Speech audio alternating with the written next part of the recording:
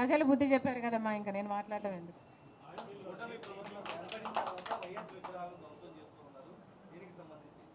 ఇది చాలా దారుణం, ఇది చాలా దారుణం.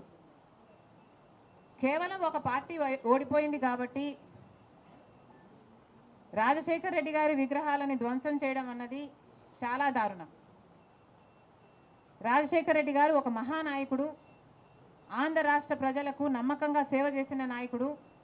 సేవ చేస్తూనే ప్రజల మధ్యలో నేను ఇంకా ఎంతో చేయాలి, సాధించాలి అని రచ్చబండకని బయలుదేరి వెళ్ళి చనిపోయిన నాయకుడు రాజశేఖర్ రెడ్డి గారు. రాజశేఖర్ రెడ్డి గారు లాంటి మహానాయకుడు చనిపోతే దాదాపు 7,000 మంది ప్రజలు ఆ బాధ తట్టుకోలేక, నిజాన్ని జీర్ణించుకోలేక ఆయన వెనకాలే చనిపోయారు. అంత గొప్ప నాయకుడు రాజశేఖర్ రెడ్డి గారు. ఒక్కసారి ఏం చేస్తున్నాము అని ఇలాంటి వాళ్ళు ఆలోచన చేసుకోవాలి. చనిపోయిన వాళ్ళకు కూడా రాజకీయాలు ఆపాదించడం ధర్మం కాదు.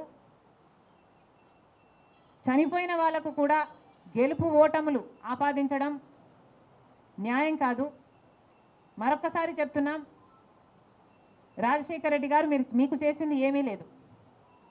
దయచేసి రాజశేఖర్ రెడ్డి గారి విగ్రహాలను ధ్వంసం చేయడం ఆపండి. మీరు చేశారని వాళ్ళు చేశారని మీరు, ఇలా ఒకరి మీద ఒకరు చేసుకుంటూ పోతే దీనికి అంతే ఉండదు. మళ్ళీ చెప్తున్నాం, మీకు ఇంకొకరికి తేడా ఉండాలి అంటే కొంచెం పేషెన్స్ని పాటించాల్సిన అవసరం ఉంది. ఈవెన్చువలీ పిల్ల కాలువలన్నీ సముద్రంలో కలవాల్సిందే.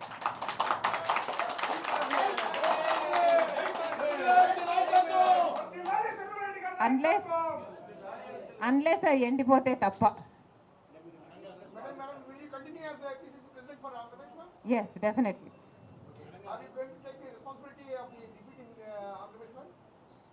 There is no taking the responsibility of anything in Andhra Pradesh, because in Andhra Pradesh, Congress is the only party that has stood by the people and has fought for the special status. On the one hand, Mr. Chandrababu Naidu, who was Chief Minister for 5 years, neglected special status. And then Mr. Jagan Mohan Reddy became the Chief Minister and continued neglecting the special status.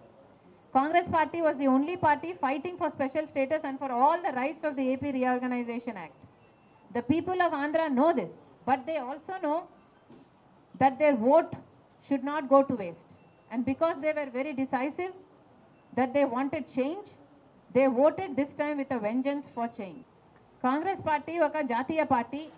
Congress పార్టీలో ఏ నిర్ణయం తీసుకున్నా కాంగ్రెస్ పార్టీలో ఒక individual తీసుకునే పరిస్థితి ఉండదు. కాంగ్రెస్ పార్టీలో ఏ నిర్ణయం తీసుకున్నా దానికి ఒక కమిటీ ఉంటుంది, ఒక పద్ధతి ఉంటుంది. ఆ నిర్ణయం ప్రకారమే సీట్లు ఇవ్వడం కూడా జరిగింది. మిగతా వాళ్ళు అంటారా, వాళ్ళు చేసే చిల్లర అలిగేషన్లకు నేను సమాధానం చెప్పాల్సిన అవసరం ఉంది అని, నేను సంజాయిషి ఇవ్వాల్సిన అవసరం ఉంది అని నేను అనుకోవటం లేదు. Indiscipline will not be tolerated by the Congress party, and severe action will also be taken against those who resort to indiscipline. And jarugutundana hope malo chaala perigindi. Okay. Padyatra has been a trend in Andhra Pradesh. So as you said that you have missed a major part of Andhra Pradesh because of shortage of time. So will there be a Padyatra by you to cover complete Andhra Pradesh? Never say never. Nothing is impossible. A system best అన్నది I feel మేధావులు కూర్చొని సుప్రీంకోర్టుతో సహా అందరూ కూర్చొని, ఇది అంతా దేశానికి సంబంధించిన విషయం కాబట్టి అందరూ కూర్చొని ఓ నిర్ణయానికి వస్తే దేశ ప్రజలు హర్షిస్తారు అన్నది నా అభిప్రాయం.